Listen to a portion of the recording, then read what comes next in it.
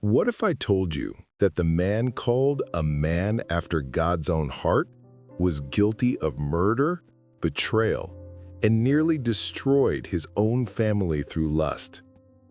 Stop everything you're doing right now, because the story you're about to uncover will completely shatter the image of David that's been painted in your mind. We're not talking about the pretty little shepherd boy with the golden harp you saw in Bible cartoons. We're talking about a flesh and blood man who killed hundreds with his own hands, whose hands were stained with innocent blood, and who, despite all of this, was chosen by God to be the direct ancestor of Jesus Christ. How is that even possible? The truth is, they only told you the beautiful parts of the story. They left out the bloody chapters. They buried the moments where David acted like a genuine war criminal. Nobody told you he faked insanity, drooling and scratching at doors like an animal to avoid being killed. Nobody mentioned he allied himself with Israel's worst enemies just to survive. David wasn't a hero from the start. He was a rejected boy, forgotten in the fields like trash by his own family, who transformed into the most feared warrior of his generation, then into a fugitive, then into a king, and then into a murderer. Brace yourself, because this journey will show you that being chosen by God doesn't mean being perfect. It means being real. Bethlehem, an insignificant village in the middle of nowhere. This is where our story truly begins, and there's nothing glorious about it. Jesse had 8 sons. 7 of them were everything an Israelite father could hope for. Strong, tall, battle-ready. And then there was David, the youngest, the forgotten one, the kid nobody took seriously. When the prophet Samuel showed up at Jesse's door searching for Israel's future king, something shocking happened. Jesse literally forgot he had another son. He paraded the first 7 in front of Samuel, proud as a peacock. But David didn't even cross his mind. Picture the scene. Samuel rejects them one by one. Eliab, the eldest, strong as an ox, rejected. Abinadab, battle-hardened, rejected. Shammah and the other 4, all rejected. Jesse runs out of options, embarrassed, completely confused about what's happening. It was only when Samuel asked directly, "Are these all the sons you have?" that Jesse almost sheepishly answered, "Well, there's the youngest, but he's out in the fields with the sheep." "Send for him," Samuel commanded. "We won't sit down until he arrives." David was summoned in a hurry, probably filthy, reeking of sheep, clothes torn. His brothers must have laughed. His father probably rolled his eyes. But when that ruddy boy with bright eyes walked into the room, God spoke. "This is the one. Rise and anoint him." In that moment, the forgotten became the chosen. But his trial was only just beginning. The valley of Elah was silent, a heavy, suffocating silence, the kind that comes before disaster. On one side stood Israel's army, on the other, the Philistines, and between them, descending from the mountain every morning, a freak of nature, Goliath of Gath, nearly 9 feet tall, bronze armor that weighed more than a grown man, an iron spearhead weighing 15 pounds. For 40 days, this monster made the same offer. "Choose a man to fight me. If he kills me, we'll be your slaves. If I kill him, you'll be ours." And for 40 days, not a single Israeli soldier had the guts to accept. Not even King Saul, who was the tallest man among them. The entire army was frozen in terror. Then David shows up, not as a soldier. He'd brought cheese and bread for his brothers who were at war. But when he hears Goliath blaspheming against the living God, something ignites inside him. Who is this uncircumcised Philistine to defy the armies of the living God? His brother Eliab consumed with jealousy and humiliation, lashed out. "Why did you come down here? Who did you leave those few sheep with in the wilderness? I know your arrogance and your wicked heart. You just came down to watch the battle." But David had already made up his mind. And when Saul tried to dress him in bronze armor, David refused. "I can't walk in these. I'm not used to them." He chose 5 smooth stones from the stream, grabbed his shepherd's sling, and walked toward the giant who had slaughtered hundreds of men. Goliath looked at David and started laughing, a deep, mocking laugh that echoed through the entire valley. "Am I a dog that you come at me with sticks?" The giant spat on the ground. "Come here, and I'll give your flesh to the birds of the air and the beasts of the field." But David didn't flinch. His words cut through the air like blades. "You come against me with sword and spear and javelin, but I come against you in the name of the Lord of hosts, the God of the armies of Israel, whom you have defied. This day the Lord will deliver you into my hands." Goliath charged forward. The earth shook beneath his feet. David ran toward him. Yes, ran toward the monster. He reached into his bag, grabbed a stone, whirled the sling, and crack!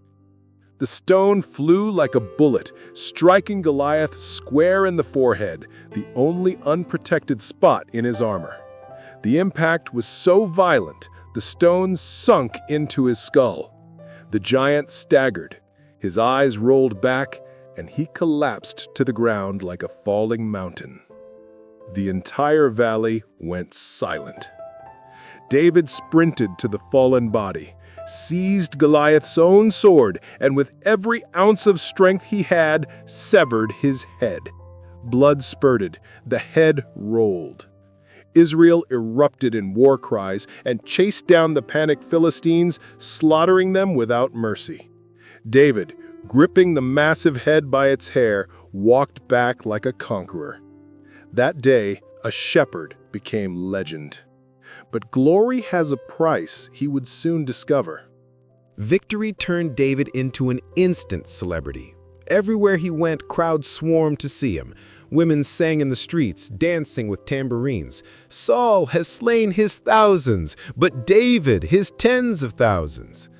Saul heard that song, and something rotted inside him in that exact moment. The king looked at this kid he'd just promoted to commander, and instead of gratitude, he felt pure terror. The only thing left is for him to take my kingdom, Saul thought, as paranoia consumed his mind like poison. Days later, while David was playing the harp to soothe Saul's demons, the king grabbed his spear and whoosh, hurled it straight at David's head. Once, twice. David dodged both times. But the message was crystal clear. The king wanted him dead. Then Saul devised a diabolical plan. He offered his daughter Michal in marriage to David, but the bride price was grotesque: 100 Philistine foreskins. Saul expected David to die trying, but David returned with 200 foreskins. The king became even more terrified. The hunt officially began. Saul mobilized his entire army to chase down a single man.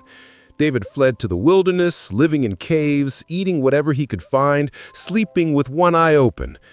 And this is where the story gets truly insane, because what David did to survive over the next few years will completely shock you. But let me ask you something. Have you ever been jealous of someone? That kind of jealousy that eats you from the inside? Or have you been the victim of someone else's envy? Drop a comment. No judgment. We've all been there. David was cornered, alone, hunted by Israel's entire army, with no money, no weapons, no food. And that's when he did something completely unexpected. He ran to the tabernacle at Nob and lied to the priest Ahimelech. "I'm on a secret mission for the king," David said, looking the man of God straight in the eye. "I need food and a weapon, urgent." Ahimelech, innocent and trusting, believed him. He gave David the bread of the presence, sacred loaves that only priests were allowed to eat. And there were no weapons available except one: Goliath's sword, kept there as a trophy. David grabbed the sword of the giant he himself had killed and ran. But where could he go? All of Israel was hunting him. So David made the most insane decision possible. He went straight to Gath, Goliath's hometown, deep in Philistine territory, enemy land. When King Achish's servants recognized David, they panicked. "Isn't this David, the one they sing about? Saul has slain his thousands, but David his tens of thousands." David realized he was going to die right there. So he did something no children's Bible hero would ever do. He faked insanity. He started drooling, scratching at the city gates like an animal, acting like a complete madman. Achish looked at him with disgust and ordered, "Get this lunatic out of here! I have enough madmen already." David escaped by a thread, humiliated, drooling, crawling, but alive. Israel's hero had become a desperate beggar playing the fool to survive. And the worst was still to come. David found refuge in the cave of Adullam, a cold, dark, damp hole in the middle of nowhere. There, completely broken, he waited to die alone. But then something strange started happening. People began showing up. Not heroes, not noble warriors, the dregs of society. The Bible doesn't sugarcoat it. All those who were in distress or in debt or discontented gathered around him. 400 desperate men, fugitives, failures, outcasts, debtors running from creditors, criminals escaping justice, men whose families had rejected them, the broken, the forgotten, those with nothing left to lose. And David became their leader. Picture the scene. Israel's future king commanding a gang of outlaws, living cave to cave, stealing to eat, always one step ahead of death. They were called bandits, terrorists, a national threat.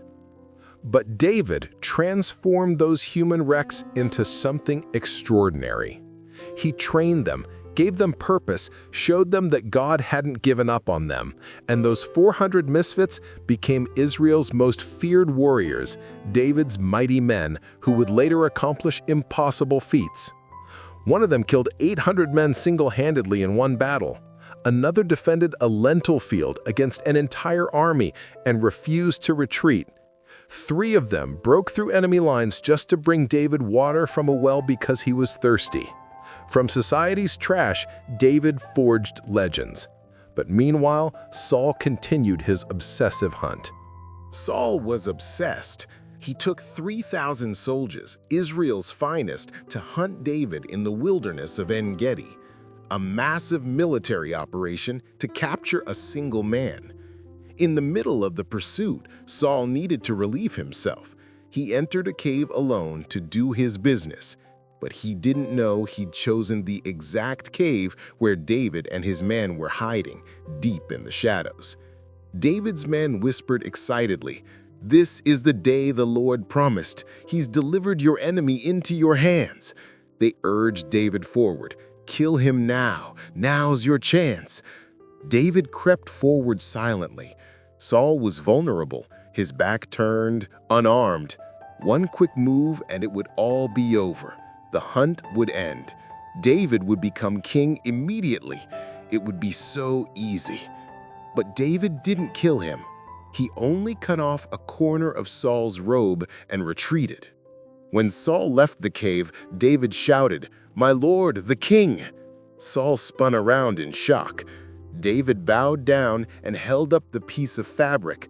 "Look, I could have killed you just now, but I didn't. See this piece of your robe in my hand. There is no evil in me." Saul began to weep. Here was the man he'd been hunting for years, proving his innocence, showing he could have killed him but chose mercy instead. "You are more righteous than I," Saul admitted through tears. "I know you will be king." There was peace for a while, but Saul's paranoia returned, and the hunt resumed. until something happened that would change David forever, something that would reveal his darkest side. David had finally become king. He conquered Jerusalem, crushed the Philistines, brought the Ark of God into the city. Israel was at peace. David was at the pinnacle of power and glory. And that's exactly when he fell. It was spring, the season when kings went off to war, but David stayed in Jerusalem. One afternoon, he was walking on the palace roof when he saw a woman bathing, Bathsheba. She was breathtakingly beautiful. David sent someone to find out who she was. The answer came back. That's Bathsheba, daughter of Eliam, wife of Uriah the Hittite. Wife. The word was crystal clear, but David didn't care. He sent for her, slept with her, and she became pregnant. Panic set in. David needed to cover up what he'd done, so he summoned Uriah back from the war, hoping he'd sleep with his own wife to hide the pregnancy. But Uriah was so honorable he refused. The ark and the soldiers of Israel are camping in the open. How could I go home to eat, drink, and sleep with my wife? David tried getting him drunk. Didn't work. Uriah kept sleeping with the palace servants, refusing comfort while his brothers were suffering in battle. So David did the unthinkable. He wrote a letter to Joab, the army commander. Put Uriah in the front lines, where the fighting is fiercest, then pull back and leave him to die. And he sent the letter by Uriah's own hand. The man carried his own death sentence without knowing it. Uriah was placed at the front. The soldiers withdrew. He died alone, struck down by enemy arrows. David married Bathsheba. Murder, adultery, betrayal. The man after God's own heart had become a monster. David thought he'd gotten away with it. Months passed. Bathsheba gave birth. Nobody questioned anything publicly. The powerful king had successfully covered up his crime, until the prophet Nathan showed up. There were two men in a city, Nathan began. One rich with many sheep, another poor with only one little lamb that he loved like a daughter. The rich man had a visitor, but instead of killing one of his own sheep, he took the poor man's lamb and prepared it for his guest. David exploded with rage. That man deserves to die. How could anyone do such a thing? Nathan pointed his finger straight at the king's face. You are that man. God gave you everything, kingdom, victories, wives, and you despised it all to steal Uriah's wife and murder him. David's world collapsed. No excuses, no justifications. He fell to his knees and said simply, I have sinned against the Lord. The Lord has taken away your sin. You will not die. But because of this, the sword will never depart from your house. And it never did. The baby died. His son Amnon raped his own sister Tamar. Absalom killed Amnon and then tried to seize the throne, forcing David to flee Jerusalem barefoot. His kingdom nearly crumbled. Violence, betrayal, and bloodshed marked the rest of his life. But here's the mystery. God never abandoned David. Why? Because David was real. He didn't pretend to be perfect. When confronted, he didn't lie. He completely broke down and genuinely repented. If this story impacted you, hit that like button. Subscribe to the channel for more real Bible stories nobody tells you about. And check out this video on your screen right now. You're going to be surprised.